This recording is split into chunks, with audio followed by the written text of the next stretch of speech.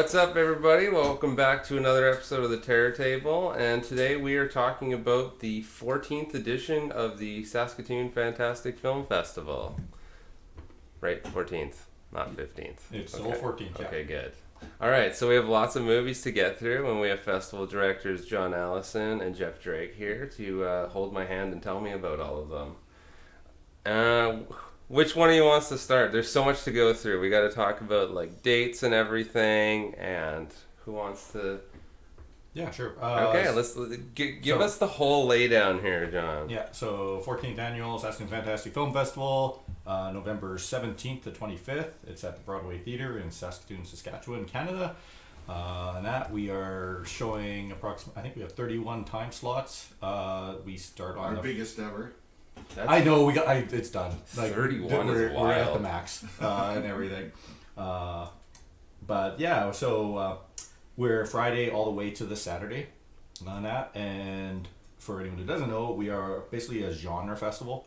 So sci-fi, martial arts, action movies, cult movies, B movies, quirky, different, weird movies. And that, like, we will play romance movies, but there's usually something different about them. We'll play like this. I find it interesting nowadays of how much of genre film is actually played at the Cineplex, where years ago you wouldn't see all these movies, but now we are seeing a lot of this stuff. But we pick the best of the festival circuit. Right. And speaking of that, with it being the best of, how many submissions do you guys have this year? Approximately about 250. 200. Is that the biggest turnout you've had for submissions as well? Nope. No. We have had bigger, and that I do have a feeling. Things are still, like, we're coming out of COVID. Yeah. So things are still down a bit and that. But the quality of what we got is higher, I feel, than in some of the past years and everything. And that. And it's reflected in what we're showing. Mm-hmm. Well, I mean, there has to be... That's why we're filling so many spots, too. Yeah. And in the past, we've had some Midnight Mayhems that are maybe a retro, which are really cool, but there's just so many good new films this year that everything is, except for the Drunken Cinema, everything's brand new this year. Right, you guys didn't have space for some of the retro, which is good though. But like, it's good and it's bad. I like the retro. I know, but even how you're mentioning, it's like, okay, like you have what, 31 spots to like 31 slots to fill. That's like, you got to have a lot of wild stuff in there to not have any filler. Yeah, and there's even more still that we were like, yeah, I'd like to play that, I'd like to play that. Yeah. And everything. And when we're getting the films and working out, there's some like which we get them, we're able to consider them, but then it's like, oh no, sorry, we can't play it. And we're like, okay, cool. It's like we just move on to the next one that's really good. And it's worked out really, really great and strong this year. So yeah. So this is I wasn't available as a selection member this year. I was last year, but how do you guys feel about in terms of what was sent in for horror stuff? Do you feel like that was because I know this is a genre festival, but it does feel like we have a ton of horror that's always gets submitted. Do you feel like that was kind of the same this year, or do you feel like you have a little more? More, definitely more. Every time slot, every day. Except for like there's some which I feel like every 9:30 time slot is a dark movie, right? And there's some which aren't full on horror, but you would still be there for horror fans, and that. So some which like, oh, this is a bit more of a drama romance, but there's definitely like it's a werewolf movie in that, even though it's more of a drama type thing in that. So those are ending up at midnight or at the 9:30 also. So yeah, we were able to go like the whole lineup every single day with something that kind of fit in that realm. And then there's also some of the midnights also too. So I think unless we have anything else we want to cover overall for this, do you want to kind of just run through every day top to bottom so people know what's going on? Because this is coming up really quick. So it is in. As when we're recording this, I can tell you because I have the website in front of me. Oh no! Now if you do that, people are going to know how long it takes me to edit. It is 26 days, 0 hours, and 40 minutes away. Wow, that's oddly specific. I did get rid of the seconds on the counter. I think we didn't have to go down that low. Right. So with that being said, do we want to start off with the Friday? Sure. So the Friday, our opening movie is called Humanist Vampire Seeking Consenting Suicidal Person. The title tells you a lot of what the movie's about. This is a Canadian movie from Quebec. It's awesome. That's why it's the opening movie.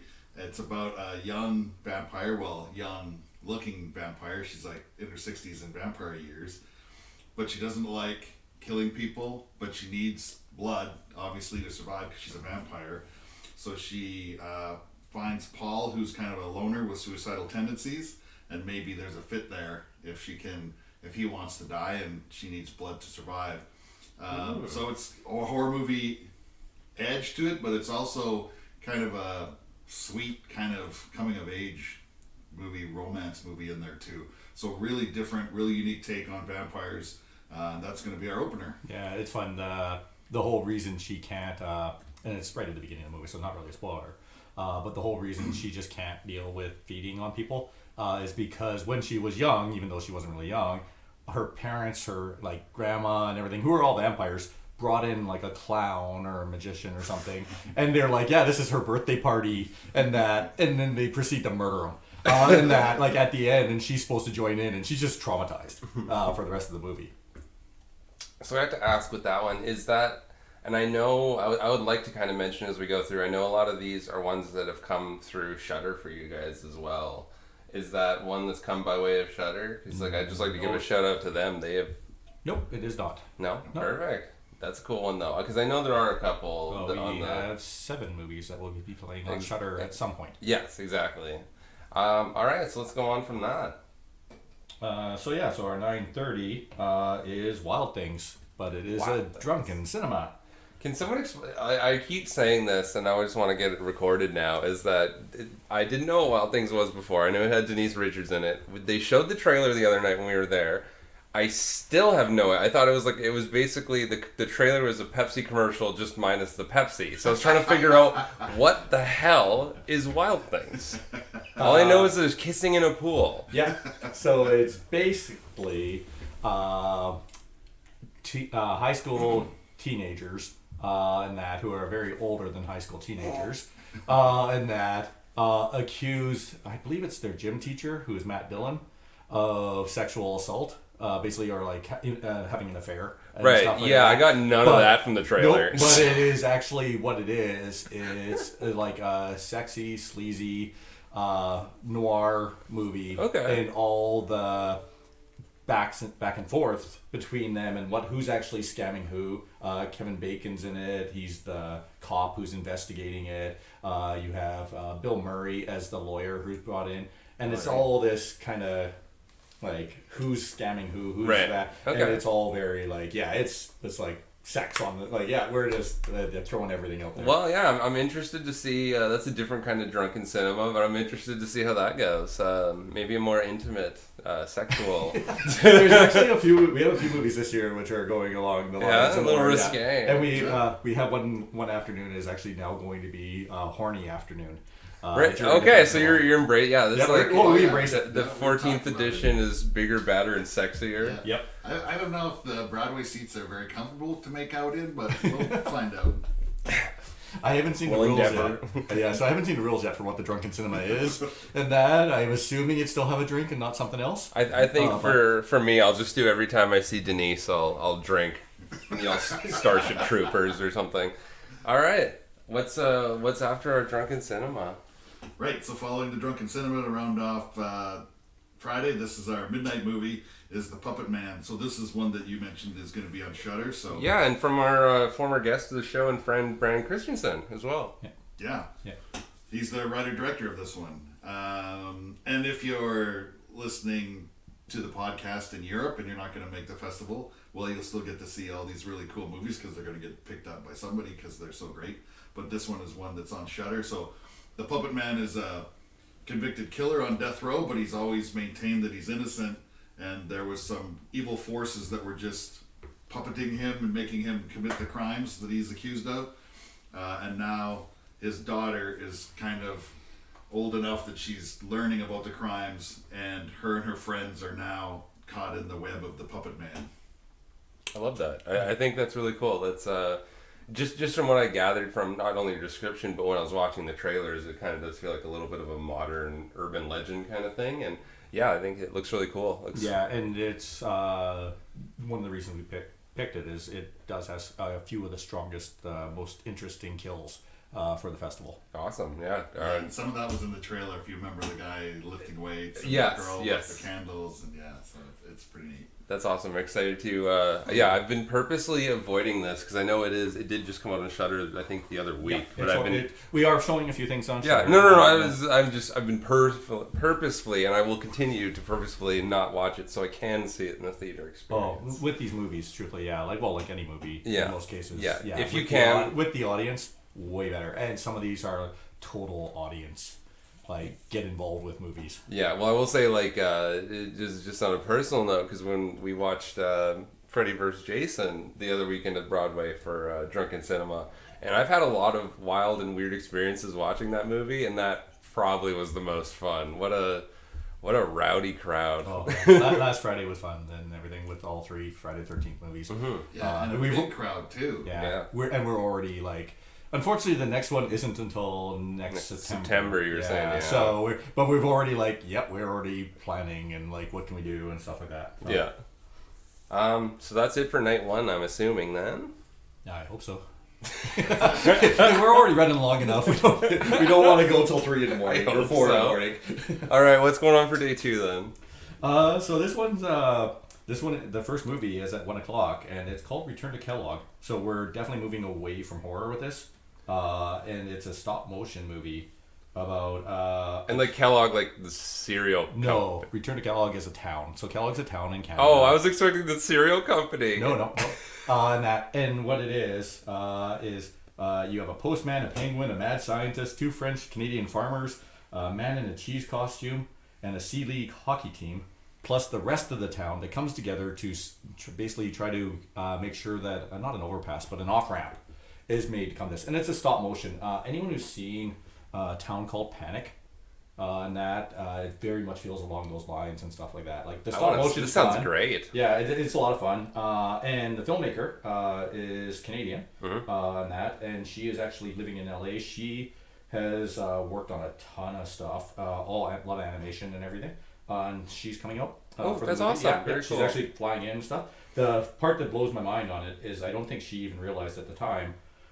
If you look at the picture, the poster, the Roxy Theater sign is the sign the theater they use. Oh, that's in the actual thing. So definitely far away from horror and that, but it's also a really cute, fun movie and stuff, and the laughs are there, and it's very Canadian. I was gonna say, I was gonna ask. Do we have a strong focus on Canadian filmmakers this year? Whenever we can fit them in. Yeah. Yeah, and that. Our focus is always on let's get the best movies, but we also work very hard on being inclusive. Because I know you have to have foreign films to round out this program. So. Yeah, it's always there, and that, and we will get to one, My Animal, when we get to that, another Canadian movie. Okay. All right, so after Return to Kellogg. Next up, then we're going back to horror for the afternoon. Well, thriller for 3:30 is a movie called The Royal Hotel. It's Australian, and it's about 2 backpackers, 2 young female backpackers they're in Australia. They've kind of run out of money, so they're forced to work at a bar in the outback. They're 2 of maybe 3 women in this little town, and everyone else is full of kind of rowdy miners. People who mine, not people that. Oh, okay. I was like, is this people who mine for a living? So as they're in the bar environment and these guys are getting rowdy and drunk, then there's tension starts to build between what's going to happen with these 2 young women that are kind of put in this situation in the middle of nowhere. This one was especially meaningful. Well, it's a great movie, but to the female programmers that we have. This really struck them as a really something that needs to be shown as well. Yes. Yeah. Okay. Yeah, it's really cool. It has Hugo Weaving in as the drunk owner of the bar and everything, and it is that whole dynamics of the sexes interacting with each other and stuff, and how he's there and he's actually kind of protective, but he also is totally not capable of protecting these women, and he gives in to the male dominated thing all the time, and it's really cool. And it is more of a thriller than a horror, but it has a big ending, which is really cool. And that. Yeah, that sounds really cool. I think it's interesting anytime that you have programmers that want to go to bat for something for whatever reason it is. So it is. I think I'll definitely have to check that out. So, what do we have after that? 7 p.m. is Hundreds of Beavers. So this is another one that, other than the fact that there's at least 100 beavers that are murdered in it, it's not a horror movie. And that You have to see the trailer for this if you haven't listened. No animals were harmed in the yeah, making no of animals. this So movie. everyone in all the beavers in this, what it is you have an Applejack. The guy he goes out to get Applejack wine and stuff and everything, but he runs into troubles in that, and this is back in like I don't know 1800s or something like that, and he becomes a trapper on that, and he becomes a trapper so that he can win the love of this woman and win over the father who's like taking all the skins and stuff like that. But all the beavers are men in suit, and that it's basically black and white. It is a silent film, but it plays a lot like Looney Tunes. Yeah, it's like a live action Hanna-Barbera. Yeah, and it's like, they're murdering the beavers with traps, and the beavers are fighting back. And there's like this whole, eventually like a court of beavers and stuff like that is like trying him and stuff like it is over the top. It's fun. And Yeah, it does look like a lot of fun and something that you don't see very often. Just its aesthetic overall, I think is very unique. The filmmakers are the main lead is the director for Lake Michigan Monster, and the director of this movie is the guy who did all the special effects. And oh, neat. I think he was one of the DPs or something for Lake Michigan Monster, which is another quirky, weird black and white movie. And that. Cool. What do we got going on after that? 9:30. Yeah. This is one that Buzi's gonna definitely make sure that he's in attendance for. This is a movie from Argentina called When Evil Lurks. Yeah, so I just want to butt in before we get into the nitty gritty of this one. This is one film before I even knew that you guys programmed it or that you'd been sent in a screener for it that I've heard nothing but wild stuff that like this is like the scariest movie of this year, and I'm excited to hear about it. So with that caveat, it's very exciting that we've got this. Yeah, it's the scariest movie in my opinion that we've got on the lineup this year. Depends what if you want it's more we have like a ghost story type thing, and that is creepy, disturbing. This is more like, oh shit, this is stuff's happening and we're dealing with crap, and some people have related to the sadness, but not like in that same style of let's just push things as far. Yeah. But you're getting as extreme as that and everything, but it's Well, even the trailer itself is pretty wild after a couple seconds. It's about a demon or two brothers find a man who has been inflicted with a demon, and in the trailer that's the really gross looking dude. Yeah. And he's about to give birth to evil, and so they decide, well, the best thing to do is just get rid of this guy, and then shit goes downhill from there. Super good. It's going to be one of the it's winning awards already. It's it's going to be a crowd pleaser. Movies of the year, yeah. Yeah. Oh, and I should mention, there's short movies that play in front of the features. John is just hearing back from some of them, so we're not announcing all of them. But in front of this movie, shout out to Kyler Wilton. Kyler is from filmmaker from Regina, Saskatchewan, and his short film The Air is going to play in front of Where Evil Lurks. And on a personal note, Kyler was the DOP for Abhorrent, so a big homie for myself, and I'm very excited to see his work up there already. Yeah. And When Evil Lurks will be on Shudder before Halloween, but it is one. Watch it with an audience. Trust me. Yeah. There's scenes in it where, even at home I was watching it, but I was watching it and I'm like, yeah, they're going there. And I'm like, no, they can't go there. And I'm like, yeah, they're going there. And I'm like, no, they can't go there. And I'm like, yeah, they're going to go there. And then it's like, holy shit, they really go there. And everything. So it's that type of thing where you can see some of this stuff coming, but it's also nah, they wouldn't do that. It's but they really commit. I'm very excited for that. Yeah. And anyone who seen the movie Terrified, it's the same filmmakers and everything. Okay. Terrified is much more creepy, disturbing.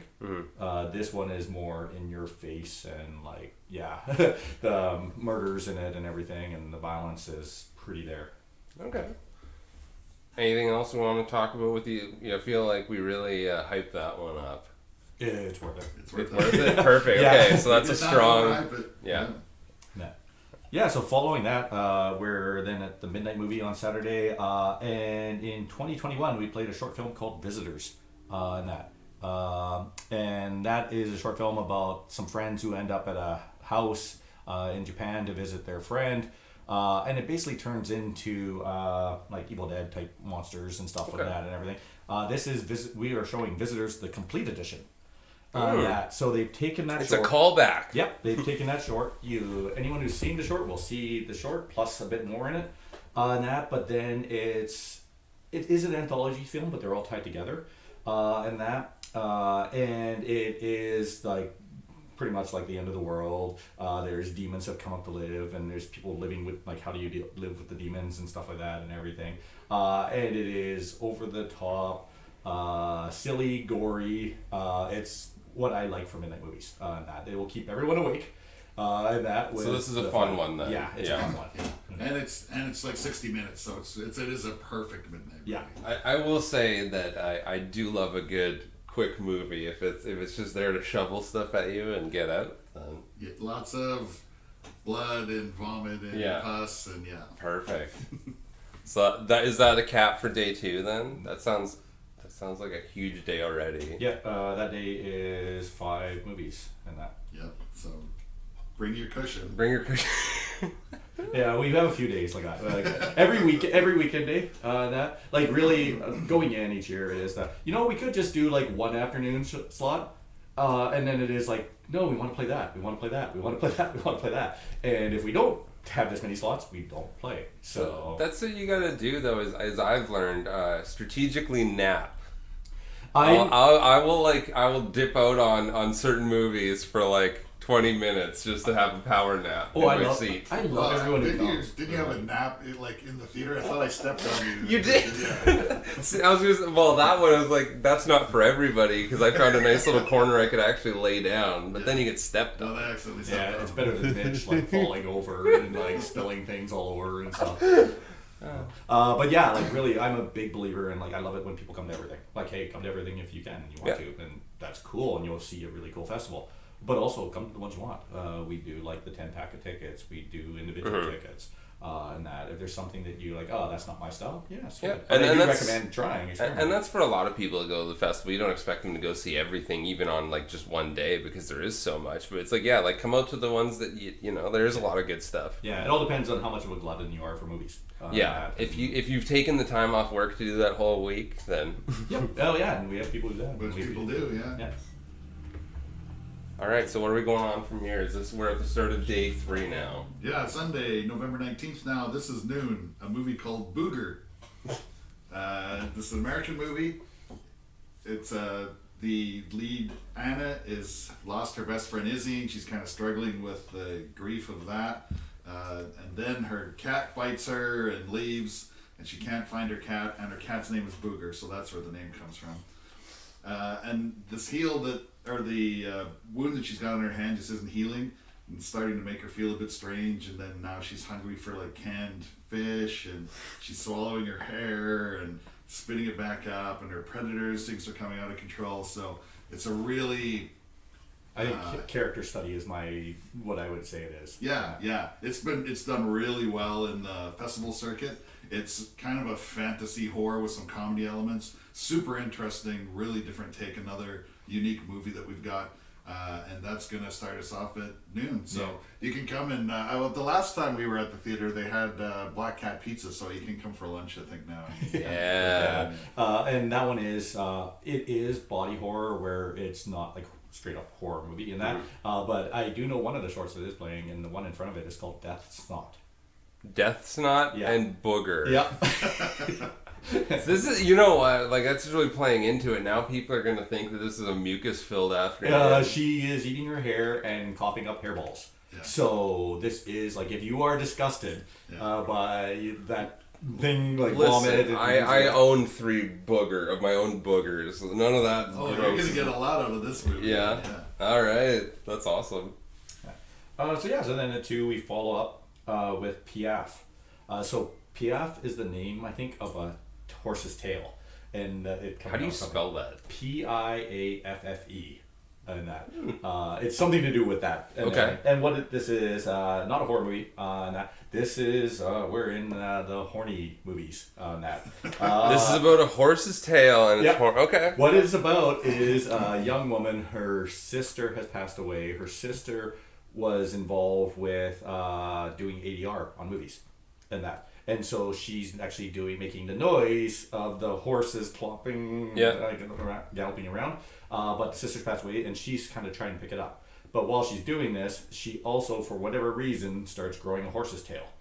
And this is a very sexually charged movie. And it's it would be I would guess like LGBTQ type movie, but even though she's with a guy and stuff, but it's all this discovering herself. The entire time you've been explaining this plot, I haven't been able to guess at a single point where it was going to go. But holy shit, what a wild! It feels literally like you were just explaining the story off the top of your head, just making it up. Shit up. Yeah, and it's like, and then this happens. Like, oh, okay. That sounds really interesting, though. Yeah. So yeah, we're out of we're in the afternoon, so we're out we're not into horror movies, and that, right. But it is very. And do you think that was an apt decision to put such a horny movie in the afternoon to get people horned up for the night? Yeah, exactly. I don't know. Sunday. Yeah, it's Sunday. Right. The Lord's Day to be horny. There was talk when we were actually shifting the schedule around, maybe we stick that at 11 a.m., which would have been even worse. And that. There's only so many nights. And right. I am a big believer of that. Hey, that late slot is really the let's get the horror in there and stuff like that. Right. So everybody, just if you're going to see that and you're sticking around after, just keep it pent up. Edge yourself a little bit, and then do the rest at home. You wait till the next movie, which is also horny. Right. Well, because I was going to say, go home, take care of yourself, and come back. There's not enough time, so just keep yourself on edge until you can go home. Yeah. All right, what do we have after that, now that everybody's all horned up? 4 o'clock is Divinity, so this is more in the sci-fi genre, a sci-fi thriller. Steven Soderbergh presents. This was showed at Sundance this year, did really well there. It's in the future. There's this mad scientist and a pharmaceuticals CEO, same guy, and he's working on he's working to perfect divinity, which is his fountain of youth drug. It's shot in black and white. It's super bizarre. Scott Bakula is Jason's father, the mad scientist's father, and he's also a cult leader of his own. So really weird, unique, and might get you a little randy, I guess. It might be, yeah. This is another one of the films where one of the programmers, Steven, was like, "Yeah, no, we got to play this. This is the one I want to play," and everything. And you have to. We have a discussion in that, but I'm big as the festival director. I'm big on these voices. I think it's really important that all our voices come through in that. So blame him if we don't like it. Yeah, basically. That's perfect. All right. But really, it is something that, I was kind of I'm on board with it. This is a cool movie and that and everything. And okay, so that's something a little bit different, a little less horny, but still, it was cool to have some more sci-fi stuff. It was on the plate, actually, for Dark Bridges of being there. Right. And it was no, we're a horror festival, but I want to play this, but, okay, we'll just wait. Right. Perfect. What do we have going on after that? The next one we have is a 7 p.m. Time travel movie starring Rhys Darby from Flight of the Conchords. And that. And Rhys Darby is this time traveler who's come back, and he basically meets people and gets them to do stuff and that. But he doesn't, it's he tells them about there's this thing coming and they have to help and that and everything. And at the same time, there's also this one woman who has traveled back in time, and she is out killing all the time travelers and that. And it's a comedy and that, sci-fi. It's a comedy Terminator. Sorta. That. There's a lot of twists and turns in it and everything, and what's actually going on, and is the end of the world coming? Is he trying to prevent it, or is maybe that sounds fun. That sounds really fun. And then really smart comedy. It's very character driven and that, and the people he meets. Did you mention Canadian? I didn't think to. No. Yeah, that's Canadian. Yes. Yeah. And I will just ask now that I think about it, with any of these films, because I know you guys, you said, are still locking it down. Do we know any of the shorts for any of these? We do. I just don't want to. It's fine. We have about 2/3 of the shorts locked. So I'm the The ones I know, like we are not moving Death Snot away from Booger. Like there's no way. Yeah, we that are was doing that. that was a 3-hour discussion. You Yeah, guys had, yeah, right? like, That it was very we hard. were not doing that. We argued, could we pair it with it? Like, like it didn't really seem to fit. Right. In that, but it was after a long discussion, and it was like, no, and then we're locked in on that. So yeah, like we're about 2/3 of the way through. I'm expecting coming up, it will definitely be before November. Okay. On that we'll have all the lineup announced for the short films. All right. So what do we have going on from that now? Final movie on Sundays at 9:30. We're going back to the horror movies on this one. This one's a French horror movie. It's set in the 50s, but it's a brand new movie, and it's about a professor who goes down into the coal mines in France, and he's got a group of miners that are kind of tasked with taking him down into the mines. He's going to get some scientific samples, but once they get down in the deep dark, which is the name of the movie, maybe I didn't mention that. So the name of the movie is The Deep Dark. The Deep Dark. Yeah. Okay. I should have led with What that. is that in French? Do you know? No. I don't know. Deep Noir. You should have Le Deep Noir. Once they get down in the mine, then the miners start to discover that maybe the professor is down there for a different reason, not just for scientific samples. Ooh, this sounds very cool. Descent, combined with, I think, also a little bit of the Thing, but not for the body swapping and things like that. Is it more just the fact that it's like this male culture.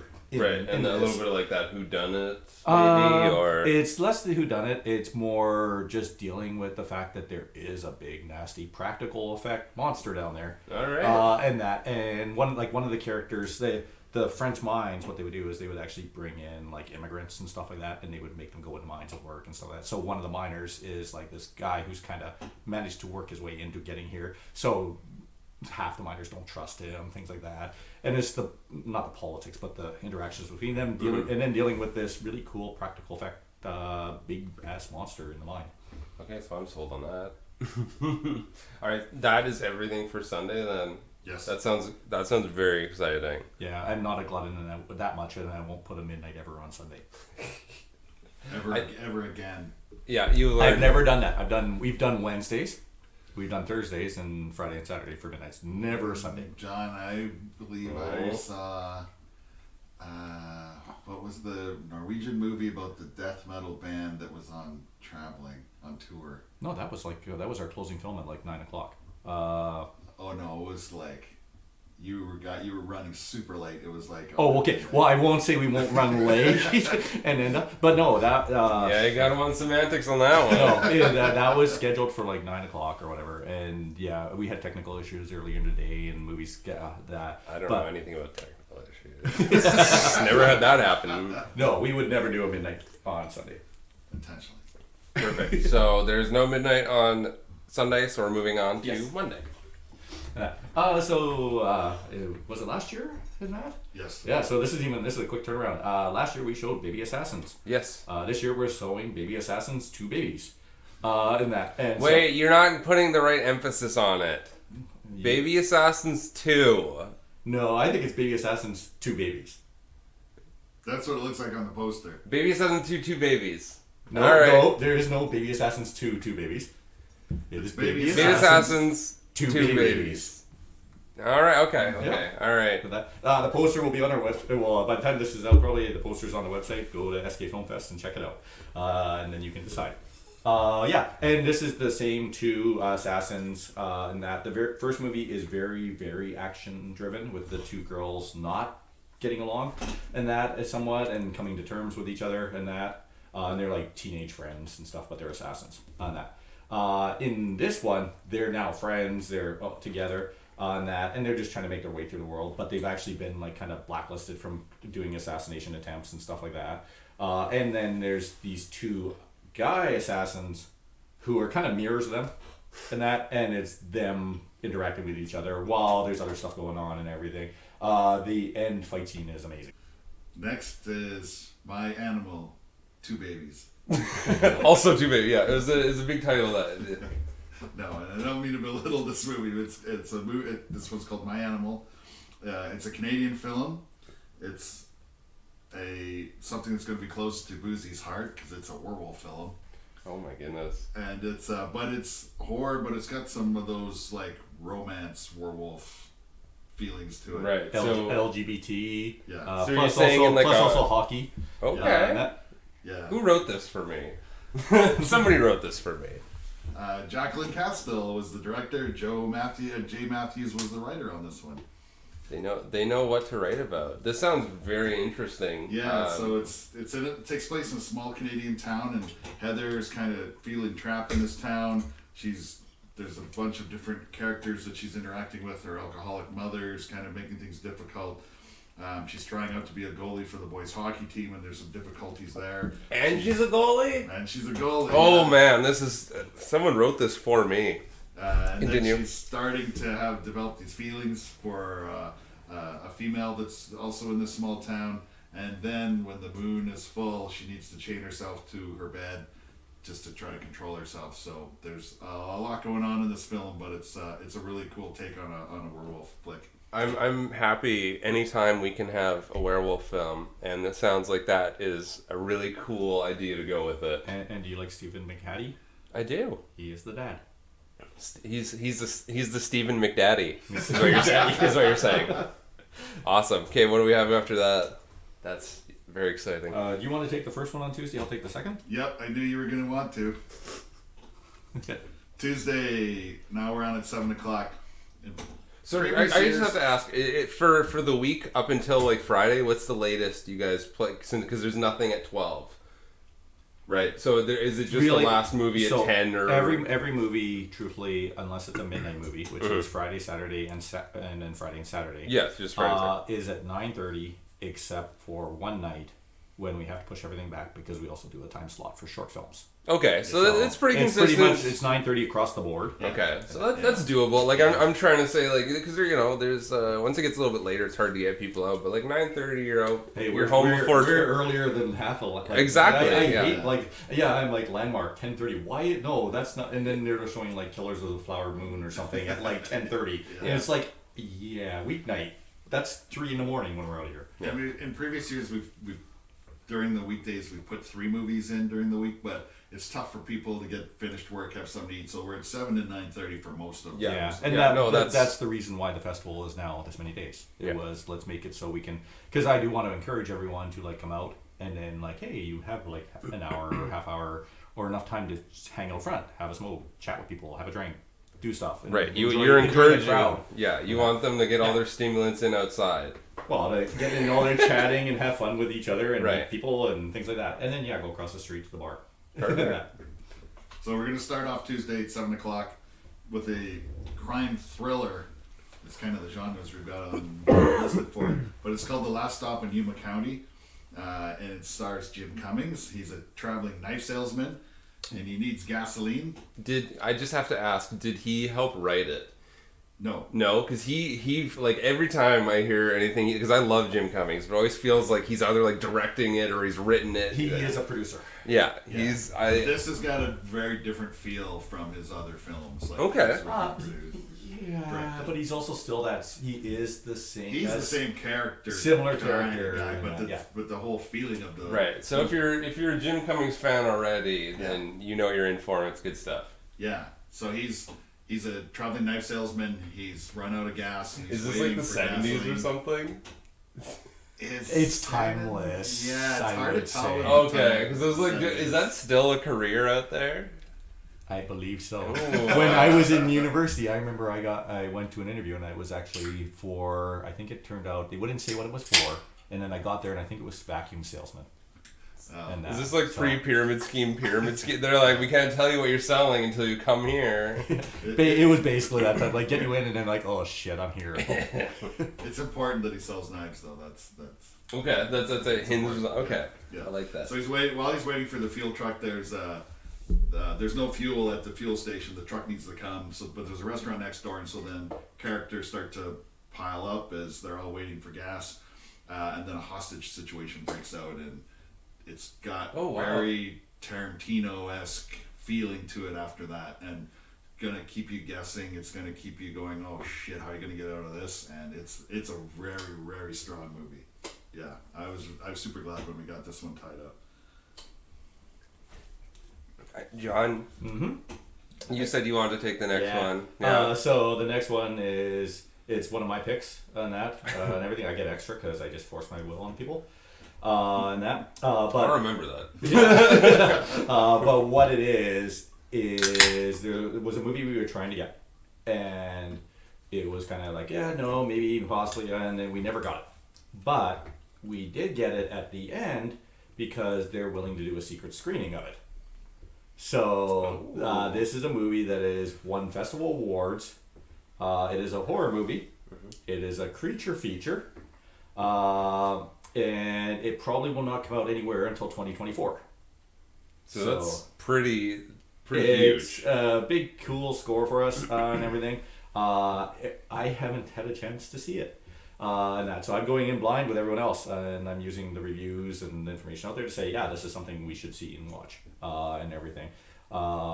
It is definitely a horror movie. It's a creature feature. And it's going to be a blast from what I hear.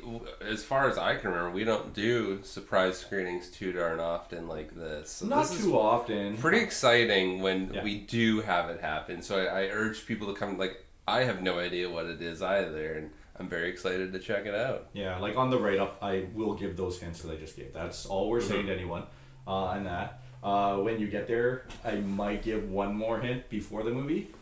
Just because I don't want people to go through something if they don't want to experience it. Yeah, there might be a trigger warning. My goodness, Yeah, this is huge. You guys, you better deliver with all these promises. It's scary doing this too, like on Yeah. our end, because it is that type of thing where, especially like when we haven't seen it and that. But I trust the people who reviewed it. I know people who have seen it and that, and like there's a reason from what I can hear why it won it's won best horror film at festivals. It's won best director. So yeah.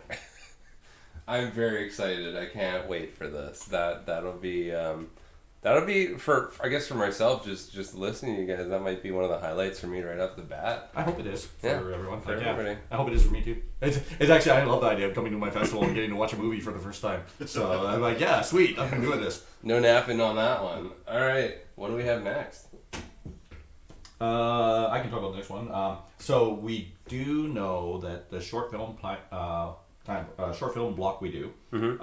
So this on Wednesday, what we do, instead of the 7 and 9:30, we do 6 o'clock, 7:30, and 10, and that. And the 6 o'clock are international shorts, and this year the theme is technology, so we call it tech noir. And that, and it's you mean like the nightclub from Terminator? Yeah. That actually is what it was. The name actually. When I came up with some other ideas, and then my Jay Clark, our short film programming director, was like, "Oh no, I picked that because of this." I'm like, "Okay, cool," and that and everything. Love that. But I believe it's 7 shorts. They're all technology based and stuff like that. Maybe some stuff like Alexa type stuff. Maybe some like sci-fi things that are cool. Do you have one of those in your house? I was expecting like a. We have at our home an Alexa and a Google. So if you say like, oh, what's that new Alexa movie? It'll be like, yes, how can I help you? What can I buy? No, I do not want anybody from the government listening to what goes on in my house. I'm really sorry to tell you, but that thing over there is doing that for you right now. No, I've got everything blocked. Do you? Yeah. Are you living in a bubble? What are you doing that you don't want anybody? I don't even have TikTok. Yeah, but you're the ones who's like making us post on like Twitter and that, which is like bane of humanity. So yeah, that's how much we hate it. Is we refuse to call it what it is now. X. Yeah. I don't think I've made anybody post on X. Post on X now. Not on purpose. I've been feeling guilty, so I have been posting. You probably noticed. Yeah, I noticed. Guilt posting. Well, I've also noticed Facebook sucks even more than normal. Oh yeah. Like social media like sucks. Facebook just made itself suck real hard. Like there was a point when I remember liking Facebook and being able to actually see anything that my friends posted. I know. Now it's just like John telling me what he's doing every hour. I think out of anybody, John posts the most statuses I see. Yep, I do. And it feels like sometimes it's like a cry for help, especially when you've watched movies all day, where it's like, please someone tell me to stop, please. Yeah. So everyone follow John Allison on Facebook. On Facebook. Yeah. Yeah, but I'm nice. I don't post on Instagram or Twitter. So Yeah, I know you're annoying. All right, what do we have? just don't follow me. I don't give a shit. I'm gonna follow you, and I'm gonna pressure you into posting at some point. What do we have next? Coming up next, Wednesday. So now, of course, after I just explained, we've got 2 spots during the week now. Wednesday we don't because of the short block. So now we're at Wednesday at 7:30, and this is a film called River. If you remember Beyond the Infinite 2 Minutes that we showed before, Buzi. Oh, I was gonna just base off River that this was about Rivers Como or something. Well, kind of. But same directors, Beyond the Infinite 2 Minutes, which won the Festival Audience Award last year or 2 years ago? 2 years. 2 years ago. So which one was that again? I'm trying to remember. Okay, so it's this small cafe with some apartments above, and it's a one-take movie where the characters discover, and it's Japanese, that they discover that if you look at the one TV, it is actually broadcasting what is on the other TV, but 2 minutes in the past. Or sorry, maybe. Oh, sorry. Well, it's whichever way you go. So one's 2 minutes in the future, the other's 2 minutes past, and it's a time travel movie where they're not time traveling, but they actually can do stuff because they're seeing what is happening in the future. Right. Yeah. Okay. So this is the same director. This is in the same vein. It's another sci-fi. It's got some comedy elements too. But now there's a group of employees and guests that are at a resort town inn, and inside the inn they keep experiencing the same 2 minutes repeatedly. So they're aware that they're experiencing the same 2 minutes over and over. So they're trying to figure out what can we do in 2 minutes to try to figure out what's happened to us. That's a very like a good ticking time bomb kind of idea.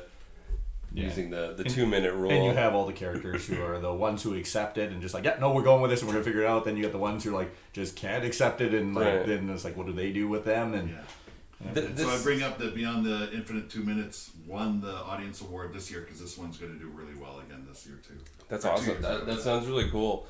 I was gonna say, because you guys have mentioned a couple times about films that there have been shorts that have a feature have come out of. Do you guys remember? Was it? Oh, correct me if I'm wrong. Was it Dawn of the Deaf? I was wondering, did that ever get like that should be a feature? I don't think they ever did, but I could be totally wrong. Because I remember that, like, even at the festival, like, people being like, holy shit, because what a cool little concept for that. Yeah. Anyway, I don't know if that's on YouTube or not, and I think I've mentioned on the podcast, but just as a side note, if anyone hasn't seen that, search out Dawn of the Deaf. Very cool short. Yeah, a ton of the shorts are, like, people proving what their concept is. Proof of concept, yeah. That's actually on a side note. That's what Abhorrent originally was supposed to be. It was just a tiny proof of concept that's turned into a larger one. Anyway, what do we have next? The next film. This is our 10 o'clock on Wednesday, correct? Yes. So the next film is Sleep, which is directed by Jason Yu. He's one of the assistant directors for Bong Joon-ho. You're going to say Evil Bong. Have you ever seen Evil Bong on YouTube? I have seen the movie. I did not see it on YouTube. But yeah, so this is a movie about husband and wife. They were pregnant with a child and that. But it all deals with trouble sleeping and that. And then the distrust that goes between them. And with not being able to sleep? Yeah, and the wife believing that there's actually like a curse or a ghost or something that's affecting them and everything. And it's the slow breakdown of their the group, like the two of them with a young baby. Because I remember that when we played the trailer at the Friday the 13th showings, and does it also deal with like sleepwalking? It kind of seems like that. Yeah, it deals with lots of elements of having trouble sleeping, and then of course you need sleep eventually or you're going to die. And the husband if he doesn't sleep, and that he gets very cranky, which is just as scary. There's scenes like they'll find something in the fridge out of place or things like that. Like there's stuff going on and happening. But his not being able to sleep causes her not to be able to sleep because she's so worried. What is he going to do while he's not sleeping? Right. So if you have trouble sleeping, like I do, this movie really hit home. Yeah. Do you for your having trouble sleeping, because I've realized that as I've gone on in life, I've adopted a sleep schedule of 3 hours. I will get 3 hours of sleep, and then I'll be up for like 2, and then I'll have another 3 somewhere else. So it'll be like I'll sleep 3 hours at night, and then depending on my work schedule, sometimes I can have like a 3-hour nap during the day, and that's my like cycle. Yeah. I have no schedule at all. I sleep when I can. Yeah, it's terrible, but you just come to accept it. So this movie is really... It hits home for you. Yeah. No, this was very cool seeing the trailer for this. This is another one I'm very excited to go in and check out blind. It was one of the more well-received films from TIFF Midnight Madness this year. Cool. Very cool. So that's everything for Wednesday, and that's our latest showing during the week, right? Yep. Is that 10 o'clock on Wednesday. So very manageable for people that are working the 9 to 5s or what have you. Also, the other reason that one's on Wednesday is because it's a little bit shorter movie. So we never complain with a shorter deliberately movie. Tried to make it so that we weren't there till after midnight. Very considerate. Yep. Very Excellent. considerate. So what is going on Thirsty Thursday? Thursday, 7 o'clock is Molly and Max in the Future. So again, taking a break from horror films. We love the horror films, but we want to expand our audience with the festival too. We got to get Jay Luke out here once in a while. That's right. So this one's kind of it's sci-fi, takes place in the future, but there's also some comedy elements, some romance elements to it, and it's the name of the movie is Molly and Max in the Future, so it stars Molly and Max, and they're two friends, and they kind of lose touch with each other as Molly takes a path to become a level 7 space witch, and Max stays on the path he's on to climb the corporate ranks as a mechanofighter megastar, so kind of a UFC with robots. And then after 12 years and 4 planets and 3 dimensions later, they come together again by chance meeting and start to, develop a relationship or help each other with the relationships that they're in. It's just a really fun sci-fi movie with some really touching, comedy and romance. It's got some good character. Yeah. And everything I hear, I've not seen it, and I don't know if either of you have. It is When Harry Met Sally in Space. I haven't seen it, so all I've seen is the orgasm scene. That's all I see. Right. Yeah. You're up on YouTube checking that one. Yep. Okay. So then, now the next movie, I thought I'd take the 7 because I know John wants to talk about the 9:30 on this night. Yeah. So we have this is an Argentinian film. And it's called The Coffee Table, and it's about a husband and wife who buy a coffee table, and that's the basic premise of the movie. And this is I love the fact, and it took me a while to find the post that he did, but the director, when talking about Fantastic Fest, and I believe the director of the film festival there agreed with him. This is the cruelest movie at Fantastic Fest down in Austin. This is a movie where we are giving out the warning of we're giving a warning that there's stuff in here you might not want to see, and it is a black comedy. It's very dark, and it's things go bad amongst the family, and anyone who wants to, they can come up and talk to us, or we can even put a note off to the side. Someone suggested we put a piece of paper off the side. Anyone wants to go look, they can just go look. They don't even have to ask. So we don't want to give spoilers of what the bad stuff that happens in this movie. Yeah. If we give away like in front of the crowd what the trigger is, the crux of it. Yeah, and you're kind of like you're spoiling what the drives the whole movie. So we had a long discussion on how can we do this, because we don't want to put somebody through it that's going to have a trigger to this, but. There's a couple things in it, like it's not just one. Yeah. This is there's 2 parts about it that I really loved.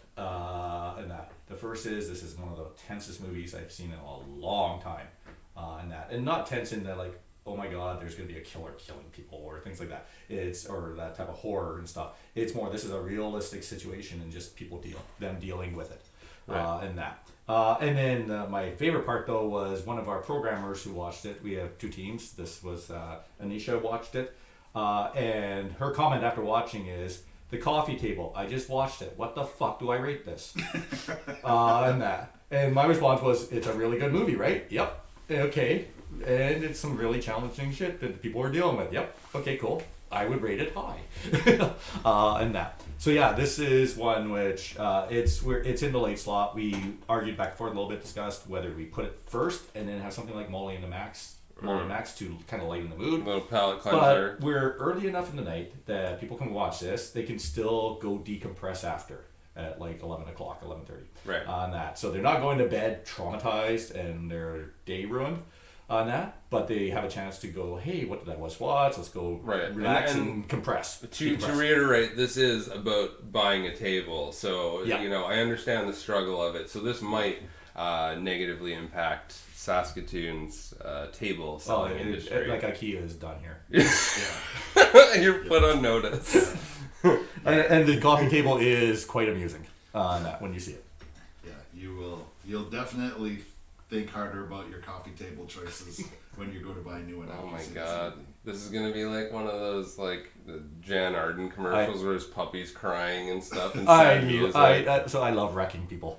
And but I also want to give them warning and what they're getting into. So like I'll never surprise someone with this type of shit. We're gonna put that on your tombstone. I love wrecking people.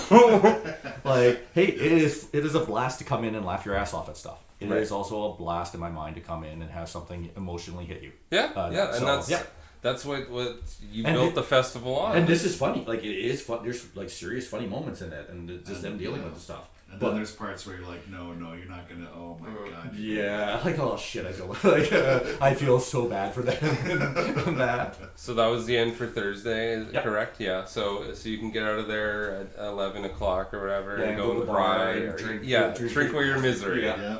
Think about your life, and then come back Friday at 7 and see a horror movie called Stop Motion. There we go. So this is about a woman who works with her overbearing mother on stop motion animation, so everything's got to be very precise, everything's got to be just perfect the way that the mother wants it when she's shooting her films. The mother becomes very ill, and now the daughter needs to take over the project, but she starts to crack under the stress and the pressure, and then things that are happening in the movie, are they happening in real life, and what's real and what's not, and it's a real good psychological horror film. Yeah, anyone who has attended festival all years will maybe remember we showed a short film called Baba Ya. Robert Morgan's the director, and this is his first feature film. Robert Morgan has a very distinctive style when it comes to the puppet or the characters he builds and everything. And that, they're pretty disgusting. Yeah, they're very reminiscent of like the old Tool videos, if you remember. Right. That also reminds me of, I think that was from like a 90s thing, because like I know Allison Chains had some like puppeteered videos that are very much similar. That's at 7 o'clock, correct? Yes, that's correct. And then this one is 9... The next one is 9:30, and Jen Wexler directed this. Jen Wexler is the director from The Ranger a few years ago. Yes. That's on Shudder, I believe. I believe so, yes. And this is a Christmas movie about... just in time for Christmas. Yeah. We had a few Christmas movies that almost made it in, and this is the one that we did. That did make the Christmas cut. Okay, what have we got here? So this is two young girls are... What's the name of it again? Oh, sorry, Sacrifice Game. Sacrifice Game. Yeah. Okay. And it's two young girls are left over Christmas with... like one of the teachers at this boarding school and that, but while that is going on, there also happens to be this random group of four kind of this takes place I believe in the 70s but like kind of 70 almost Manson style look to them and that, who are going around and murdering families and that and everything, and they show up at the school and that and it's the twists and turns between the four killers and also the girls and the teacher. And there's a lot more going on than seems. And it's a heartwarming story of people coming together and realizing that opposites attract. And that, and it's a really great, like, dark sense of humor to it. And there are lots of practical effects. Really fun horror movie on that. Cool. Our Fridays and Saturdays are like they're stacked with the horror and big name movies that we think people want to this is the way you guys are ending off the festival the last couple days, is your heavy hitting horror stuff. Yep. Okay, so what do we got after that? Well, at midnight the train keeps rolling with How to Kill Monsters. This is a movie from the UK. It's we've got 2 Lovecraftian type horror films in the festival this year. I feel like every year we have one. Yeah. At least one. Yeah. Sorry. So this one is the opening of the film. Almost looks like the end of the film, where this girl has kind of survived this gigantic massacre in this cabin, and then the cops come and see her and place her under arrest because what else could happen? And she's trying to explain to them, no, it was this monster that kind of appeared and tore all my friends to pieces. I think even the credits run after. Yeah, I believe you're correct. Yeah, and Interesting. so then you're kind of thinking, well, it's kind of the end of the movie, but now she's at the police station. You've got the cop characters, you've got the other people that are in jail, and now they're trying to figure out, okay, what really happened to this cabin, and as things start to unravel, maybe what she was talking about with monsters doesn't seem so far-fetched, so stuff goes crazy from there. But it's very gory, all special effects, the monsters, there's different kinds of monsters. Is this like straight up horror, or is there a little bit of like comedy? 80s fun throwback horror. Okay, yeah, there's a little bit of tongue-in-cheek fun Well, here. it's all practical. Cool, And everything yeah. and that. And it's UK, so it's that kind of hot fuzz kind of Right. humor to it too. Okay, good, I that's- believe yeah. they directed Book of Monsters, I think is Yes. the previous one. Yeah, Very cool. And that's the last one for Friday night. that's the midnight. Yeah, it's another fun party. Like, kind of close out. So come out for Friday and have a party, and then come back on Saturday. At 9 friggin' So a.m. Saturday in the morning, yeah. Yeah. So, but this is for anyone who's a real glutton for punishment and wants to experience kids. Saturday morning, all you can eat cereal cartoon party is back, and we're doing all you can eat. And I'm so happy this is back. I'm too. It wasn't the same when we were doing it. Like even when we did like free candy, I don't understand parents who will like, oh yeah, don't come and eat all this cereal like sugar crap. But if we give out chocolate bars, they're like, oh no, just have one. And that, like, it's like the same thing. Like, there's no difference. Well, it's because there's different colors, right? You get the Fruit Loops, and you're like, look, there's different fruits on here. So 3 hours of classic cartoons that you may have seen, may not have seen. It's all kinds of different stuff. We don't see it beforehand. David Bertrand out of Toronto is the programmer. So for it. are they like 30-minute episodes or like It's 15 minutes? It's mix of like all kinds of stuff, and he also like puts in commercials and things like that from Saturday mornings. So it's the same as when and we're when encouraging people are like me and Jeff, not like you, because Yeah. cartoons suck by that point on Saturday morning. Excuse me? Saturday morning cartoons are terrible. I want to tell you that when I was growing up as a child, I had the Godzilla '98 cartoon that came out in 2000 was on TV. on Saturday morning. Saturday morning, and same with Men in Black, the cartoon. Okay, No but Thundercats. well, like Okay. everything I've seen, all the cartoons now just get played like throughout the day, every day. Yeah. And like there's no more Saturday morning sitting there getting like massive amounts I'm of cereal. glad that you are on the pulse of what's going on with I'm old. cartoons. I'm old. I'm old and bitter.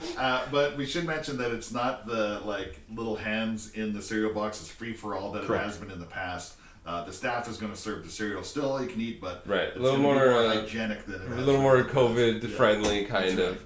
I also have to ask with that: is it okay for us to come in our pajamas and our onesies and bring pillows? It's and blankets? encouraged. Perfect. It's encouraged. That's what I needed to get out there. It's like, I think you could come to any movie like that if you so felt like it. Right. I'm gonna see if I can find like a blow up mattress that's just kind of a single, and I'll just wrap it around myself so then I can just lean back at any point. All right, so after and that's going on for what, an hour and a half? 3 hours. 3 hours. 9 Oh my o'clock gosh. to 12 o'clock, and then we kick everyone out and try to actually make the place actually like so people can come in again. Right. Because it is So insane. it is come and go. So like, don't Yeah. feel like you need to sit there for 3 hours if you can only make it at 11. And that's cartoons, so the kids enjoy it. But I sat and watched like some old. There was one like it was like I can't remember what it was called, but it was like Rocket Robin Hood, but all the faces, the mouths were actually people's mouths. Yes, and yes. that they also had a Care Bears episode where it feels like a horror movie, Yeah. and it's like I it was remember just watching like, a G.I. Joe one that was definitely not for kids because it was like they were like doing stuff with Joe's mind to make him convinced that he wasn't who he thought he was, and it was weird, man. So Yeah. it's entertainment for the whole family. That looks like a lot of fun, and I hope to see everybody out for that. And then Saturday at 1 o'clock, we're back into the feature films again with a movie called Hippo, which is probably the weirdest movie we've got at this year's festival, but also After all the things we've talked about, Yeah. this is the weirdest this one. is the weirdest one. So the main character's name is Hippo, and I kind of describe him as kind of an aggressive, narcissistic version of Napoleon Dynamite. He's got a Hungarian immigrant sister who's named as Buttercup, and she's not super comfortable with living in America, but she's trying to adapt. Maybe if she had a kid, that would kind of, make her feel loved, and if she had it with her stepbrother, that would be even better because she doesn't really know any other guys, so she goes on Craigslist. Maybe she could find a sperm donor and a date that way. The other character in the movie is Ethel, that's their mother. She's been institutionalized at least once that we know of, and she's seen UFOs. And then we just experience what it's like to live in that household for a few days. Shot in black and white, super weird, but very, very creative. It's voiceover, as long as with the characters too. It's a really, really. Is this our second or third black and white? So black and whites are Beavers. Divinity is third. Yeah. And that. And yeah, it's just so the kind of the pedigree behind this thing though. Danny McBride, David Gordon Green, Jody Hill are all executive producers on this movie. Wow. And that and everything. And anyone who has seen Dogtooth, it is similar vibe. That has. I haven't seen Dogtooth myself, but Mitch glows about that movie, and has a couple other people I know. Yeah, so this is our we gotta fit at least one incestuous family in there. At the Right. We work for that every year. Yeah, we kind of lost our way with the horniness, but we're bringing it back on Saturday. Yes. So after that, we follow up with Monolith. So this is at 3:30, and this is about a disgraced reporter, and it's very much a COVID movie on that. Who has she's been disgraced, so now she is doing a podcast, and she's doing mysteries. And, A disgraced person doing a podcast. Yeah. I don't know what that's like. and she uncovers this mystery of people around the world have all of a sudden received this black box thing on that, and you can't open it. It's just like this black cube, rectangle shaped type thing. Right. And no one will actually say how they got it in that. And when she's talking to them, she's trying to get that information out of them. She's connecting with there's a guy in Europe she's connecting with who's a collector of them, and he's been purchasing these things from other people. And it's this mystery of what this is, and it's a science fiction movie, and that really smart, really cool, low key on that because it is it's one room and a woman in a room. Oh, I thought you were talking about the wrestler. Yeah. Well, there is that scene where he just kind of runs in, does the move on her, and then runs out. But that was just kind of in there for comedic relief. You have to really know wrestling for that one. It's a low key reference. All right, continue. And that, but yeah, really smart sci-fi on that and everything. And yeah, we love fitting some sci-fi in and stuff and everything. So, and we often do usually end up with them on the afternoons and that and. I find they're good afternoon films. I remember this was a couple years ago, but we watched was it Prospect? That one was a daytime sci-fi, and that one is really good. Yeah. I feel for anyone who just comes to the evenings. Our afternoons are actually really cool, weird movies always. Yeah, so you have no excuse anymore. You can't mow your lawn. It's probably going to be lots of snow on the ground by then. Yeah, I think we should switch the next two because I think you probably want the one after this. Yep, and you want the last one. Oh, okay, that works. And I want and the one in the middle here at 7. So okay, cool. This is to explain it for 2 seconds. You guys changing the schedule as we speak? I'm looking at Jeff's books over there and going, yeah, he probably wants he doesn't want this movie. He wants the next one. So John will take the next one. Okay, tell us, John. Yeah, so Riddle of Fire played at TIFF Midnight Madness and went over huge. This is kind of similar in lines to something like The Goonies. And that it is a movie about kids, and that the kids are these kind of in a fun way, not in fun Kids 1995. Yeah, kind of no, way. totally different.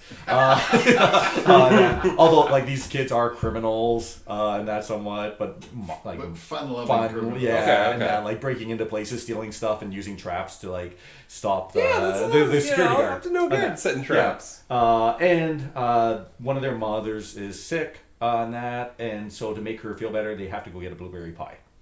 So to get the blueberry pie, they have to go on an adventure. And while they're on the adventure, they encounter criminals, they encounter witches, they encounter all kinds of weird stuff out in the woods, and that. So this is your fairy tale, modern take with kids and stuff like that. But a real like 70s, 80s vibe to it. Yeah. It's shot at 16 millimeter. Yep, 16 millimeter. Oh, cool. Yeah, it went over huge when it played at TIFF. And that, so yeah, I'm really looking forward to that one. And Scott from the theater, that he said he saw 54 films, I believe, at TIFF, and this was either his favorite or in the top 3. I can't remember. I don't want to speak for him, but it was one of those. Wow. And that.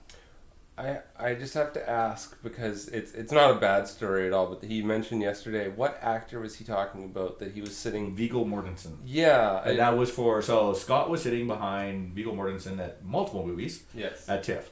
When he was at When Evil Lurks. Yeah, I was going to say When Evil Lurks. Yeah.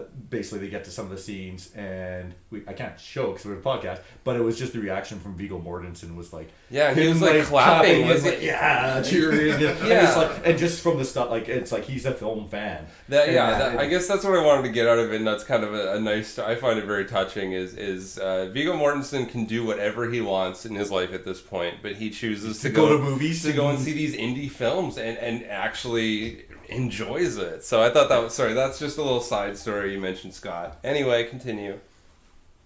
So yeah, I think we're on the next one. Saturday, 7:30. A horror movie. Nope, 9:30. Saturday... No, we need to change the... Oh, you're on the actual page. Okay, thank you. I will fix that. Okay. Oh, okay. We're it's a work in... The site is a work in progress. The site goes live tomorrow. I am not finished. Right after this podcast, I am running home, and I am actually finishing everything. All right, 9:30. Suitable Flesh. Stars Heather Graham, Barbara Crampton. I don't think I need to do more of a sell than that. Oh, I love Barbara Crampton. Yeah. This is the second Lovecraftian horror film we've got in this year's festival, loosely based on H.P. Lovecraft's The Thing on the Doorstep, and I say loosely based because there's no thing on the doorstep in the movie, but... So yeah, they didn't have the budget for a doorstep. Heather Graham and Barbara Crampton in the same movie, directed by Joe Lynch, based on H.P. Lovecraft's story, What More Do You Need? Oh, Joe Lynch, that's cool.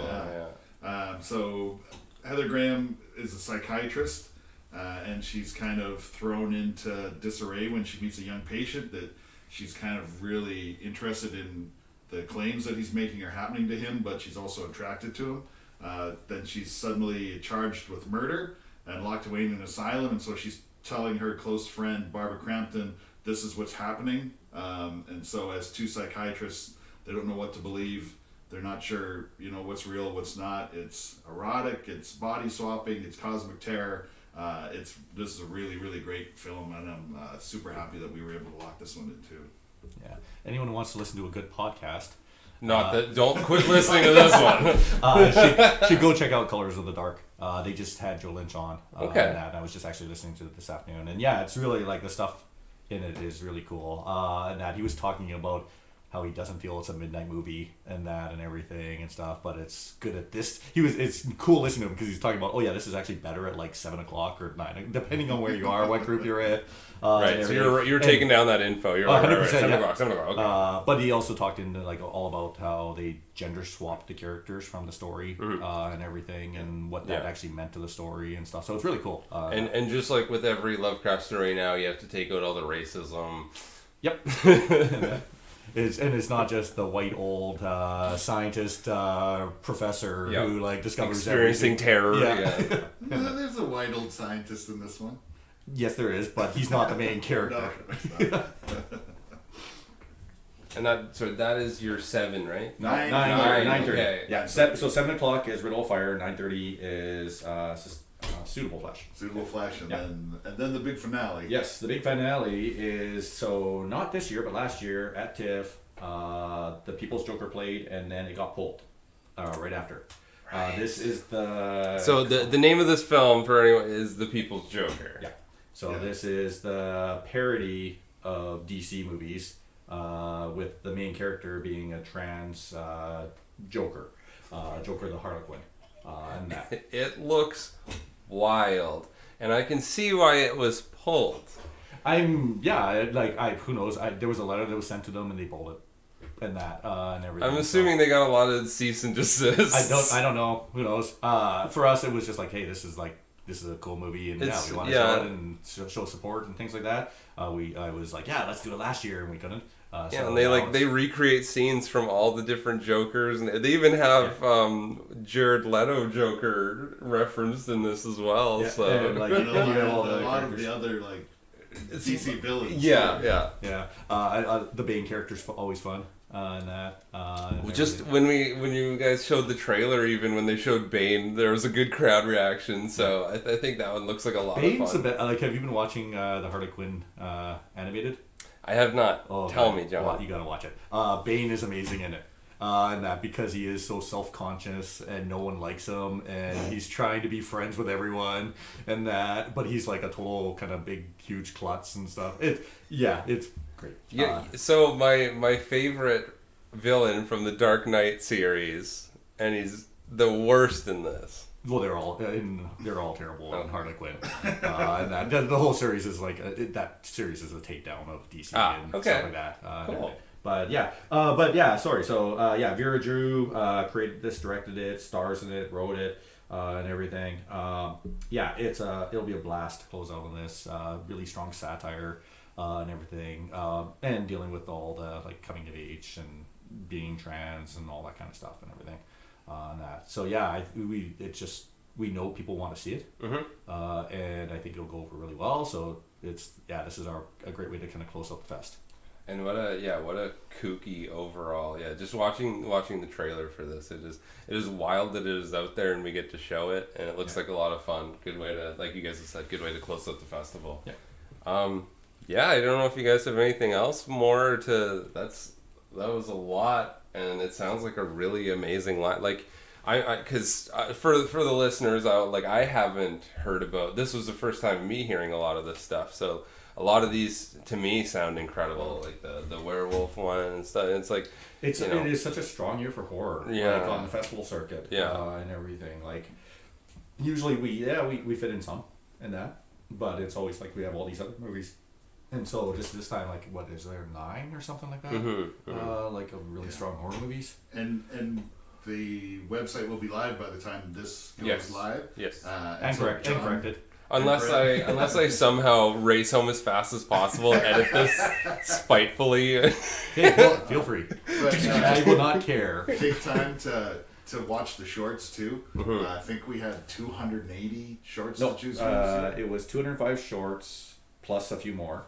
And then 205 plus not 205. Well, there's some we accept submissions, but we also ask for a few shorts. Yeah. Right. So I know how many were submitted. So over 200 shorts to choose from, and there's some really really strong stuff in those categories too. So and up and coming filmmakers, and like we talked about, film or shorts that you're going to see probably made into features. So take the time to come to the short film block and check out the shorts as we announce them on the website too. Yeah, and this has just been a thing over the years, getting to know you guys as well and getting more at the festival. Is there's been countless times where I guess I can just say more for horror because that's the thing I'm interested the most is you're seeing a lot of these films that turn around and become huge deals after the fact. You're getting to see these way before, It's like when Evil Lurks could end up exploding, like there's like Terrifier we saw before that was a big thing. Train to Busan. That's a kind of like I know just offhand where it's these films we got to see early and then after you're getting to see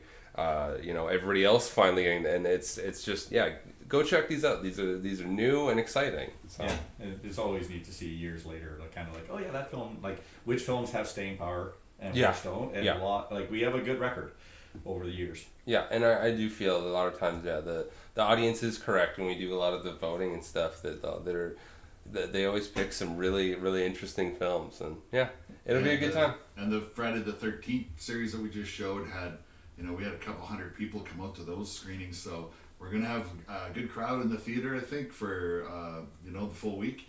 And that's the way to see these films is with a group of people because you're going to laugh and you're going to cheer and you're going to cringe with everyone and feel that energy. So you can watch them on TV later, but encourage everybody to come up to the theater and see them in person too. And one other thing I'll say before we get out of here, do we have a beer sponsor this year to come in?